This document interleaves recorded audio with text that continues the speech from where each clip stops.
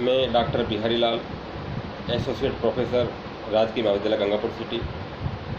आज के इस श्लोक में हम भर्तृहरि के नीति शतक के 25वें श्लोक का अध्ययन करेंगे। इस श्लोक में कवि मूल श्लोक यह है, कवि ये कहता है, परिवर्तनी संसारे मृतः को वान जायते स जातो एन जातेन याति वंश समुन्नति। परिवर्तनी संसारे मृतः को वान जायते स जातो एन जातेन याति वंशः समुन्नति। कवि इस श्लोक में एक शाश्वत कथन को कहता है कि सही संसार परिवर्तनशील है। इस परिवर्तनशील संसार में कौन तो पैदा नहीं होता, कौन नहीं मरता। अर्थात इस संसार में लाखों करोड़ों लोग रोज़ मरते हैं, रोज़ पैदा भी होते हैं। तो इस संसार में स्थायी तो कुछ नहीं है। ये संसार बदलता हुआ है, जो आया है सो जाएगा, राजा रंग फकीर। और कवि ने इस श्लोक में ये भाव व्यक्त करने का प्रयास किया है कि व्यक्ति का इस संसार में आना और उसके बाद जाना तय है, लेकिन वास्तव में वही व्यक्ति वास्तव में पैदा हुआ माना जाता है। उस व्यक्ति का जीवन भी धन्य है जिसके पैदा होने से कुल की तरक्की हो, कुल का नाम रोशन हो। ये भाव व्यक्त करने का कवि ने इस श्लोक में प्रयास किया है। कुल को तारने वाला, परिवार को आगे बढ़ाने वाला और देश और समाज के लिए कुछ कर गुजरने वाला व्यक्ति ही वास्तव में उसका जन्म ही सार्थक होता है। ये भाव इस श्लोक में कवि ने व्यक्त किए हैं। तो देखिए इस श्लोक का अन्वय सबसे पहले। परिवर्तिनी संसारे के न मृतः। परिवर्तिनी संसारे के न मृतः वा न जायते स जातः एन जातेन वंश समुन्नति में याति। परिवर्तनी संसारे, क्षण क्षण में परिवर्तनशील। एक क्षण में कितने लोग जो इस धरती से विदा हो जाते हैं, एक क्षण में ही कितने बच्चे पैदा हो जाते हैं। जहाँ पर खंडोरों में उल्लू बसा करते थे, वहाँ पर आज, जहाँ पर जंगल थे, वहाँ पर आज बड़ी बड़ी अट्टालिकाएँ खड़ी हो गई है। और जहाँ पर बड़ी बड़ी अट्टालिकाएँ थी, वहाँ पर आज खंडोरों में उल्लू बैठते हैं। ये संसार है, कब कौन आबाद हो जाए, कौन कब बर्बाद हो जाए। तो कवि का कहने का तात्पर्य है कि परिवर्तनी संसारे, परिवर्तनशील संसार में कै मृत, कौन नहीं मरता, वा न जायते, अथवा न जायते, कौन नहीं पैदा होता।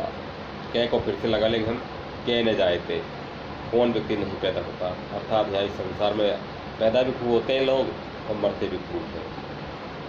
तो कवि का यहाँ पर दृष्टिकोण है ऐसी स्थिति में कि स जात है एन जातेन वंश समुन्नति में आती।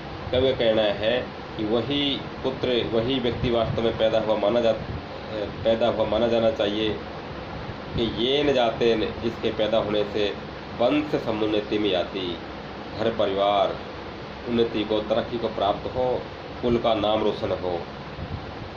अन्यथा तो जो लोग पैदा होते रहते हैं, मरते रहते हैं, पैदा होने से क्या फ़ायदा है ऐसे लोगों से। दुनिया में कुछ लोग आते हैं और कुछ विद्वान लोग कहते हैं कि कुछ लोग ऐसे हैं जो इस संसार में दुनिया में आए और शाम की रोटी खा के सो गए और सुबह जगे आए, फिर बाद में रोटी खा के 2 टाइम रोटी खा के फिर सो गए, फिर जगे आए। इसके अलावा उनका कोई जीवन में कोई ध्येय नहीं होता, वो कुछ अच्छा नहीं कर पाते। लेकिन कवि का यहाँ पर स्पष्ट मत है कि जिस व्यक्ति के पैदा होने से कुल परिवार, घर परिवार तरक्की को प्राप्त हो, वंश का नाम रोशन हो, वही व्यक्ति वास्तव में पैदा हुआ माना जाना चाहिए। उसी का पैदा होना सार्थक है। वही व्यक्ति धन्य है, उसका परिवार धन्य है, जिसके पैदा होने से घर परिवार, कुल, वंश परंपरा आगे बढ़े, कुल का नाम रोशन हो। इसके साथ ही हम एक दूसरा छोटा सा श्लोक अनुष्टुप छंद में बद्ध अगला श्लोक हम उसका भी अध्ययन करते हैं। कवि 26वें इस श्लोक में कहते हैं, कुसुमस्तबकस्यैव त्वयि वृत्ति मनस्विनः मूर्धनीर्वा सर्वलोकस्य शीर्यते वने एव वा। कवि इस श्लोक में फूल का उदाहरण देता हुआ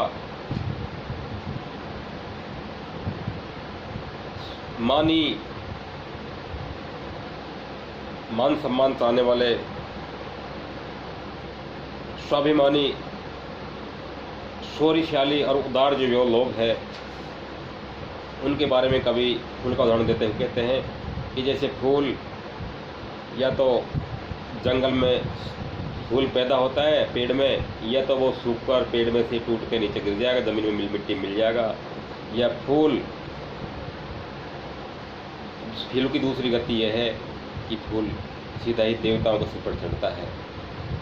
एक फूल उसकी दो ही गति है, या तो वो पेड़ में से टूट के मिट्टी मिल जाएगा या वो सीधा देवताओं को चढ़ेगा। ऐसे ही कभी स्वाभिमानी और शौर्यशील प्रतापी व्यक्तियों के बारे में कहते हैं कि ऐसे शौर्यवान और स्वाभिमानी व्यक्ति होते हैं, उनकी भी दो ही वृत्ति होती है, उनकी भी दो ही गति होती है, दो ही तरीके होते हैं। या तो वो दुनिया में कहीं अनजान बनकर रहते हैं, खो जाते हैं संसार में, उन्हें पता नहीं चलता कि ये महान व्यक्ति था, वो बिल्कुल साधारण व्यक्तियों की तरह रहते हैं और साधारण व्यक्तियों की तरह ही दुनिया से गुजर जाते हैं। या उनको एक अलग अच्छा प्लेटफॉर्म मिल जाए, अच्छी परिस्थितियाँ उनको मिल जाए, तो वो जैसे फूल देवताओं के सिर पर चढ़ जाता है, वैसे ही वो व्यक्ति संसार में बहुत ही लोकप्रिय होता है, बहुत अच्छे कर्म करके एक महापुरुषों की श्रेणी में अपना नाम स्वर्ण अक्षरों में अंकित कर लेता है। तो इस श्लोक का अन्वय करते हैं सबसे पहले। कुसुमस्तबकस्य इव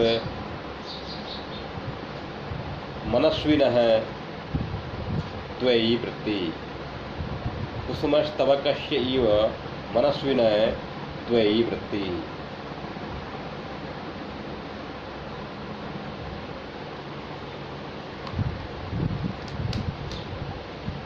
सर्वलोकस्य मूर्धनि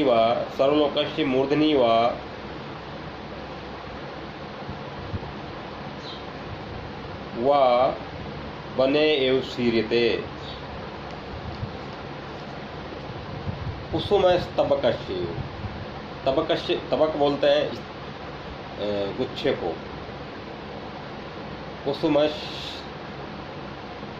कुसुम यानी फूलों के, स्तबकस्य यानी गुच्छों की यानी तरह, फूलों के गुच्छों की तरह। मनस्विन है स्वाभिमानी व्यक्ति, शौर्यवान व्यक्तियों की, स्वाभिमानी व्यक्तियों की द्वयी वृत्ति ही, दो ही वृत्ति होती है, दो ही प्रकार की गति होती है।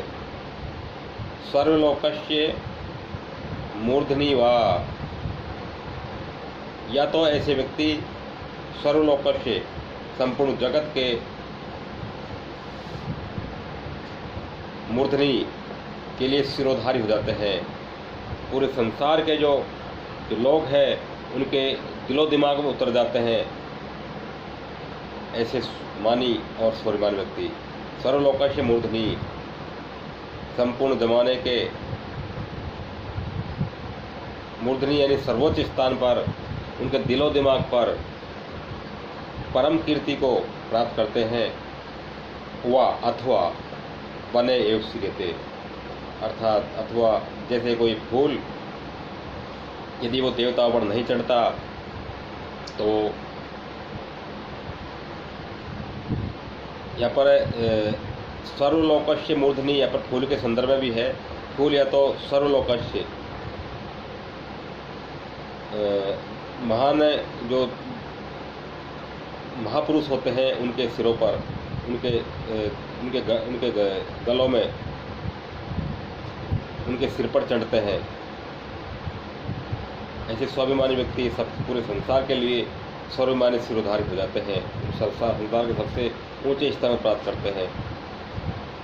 दूसरी गति फूल की और स्वाभिमानी व्यक्ति की होती है कि बने एवं सूर्यते।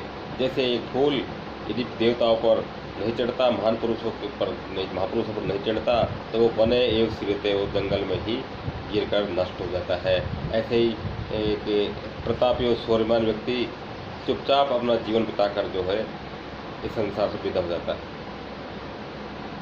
इस तरह से यहाँ पर फूल की और स्वाभिमानी व्यक्ति की दो गति बताई गई है। तो व्यक्ति को इसी तरह फूल की तरह या तो परम शीर्ष लक्ष्य पर पहुंचना चाहिए, या व्यक्ति को साधारण जो है जीवन गुजारते हुए बिना किसी अन्य लोगों को रुकावट करते हुए अपना जीवन बिता देना चाहिए। तो कवि ने स्वाभिमानी और प्रतापी व्यक्तियों को जीवन को यही बताया कि वो बिना काम किसी के सांसारिक जीवन में, सामाजिक जीवन में बिना काम के तुच्छ अड़ंगे नहीं लगाते।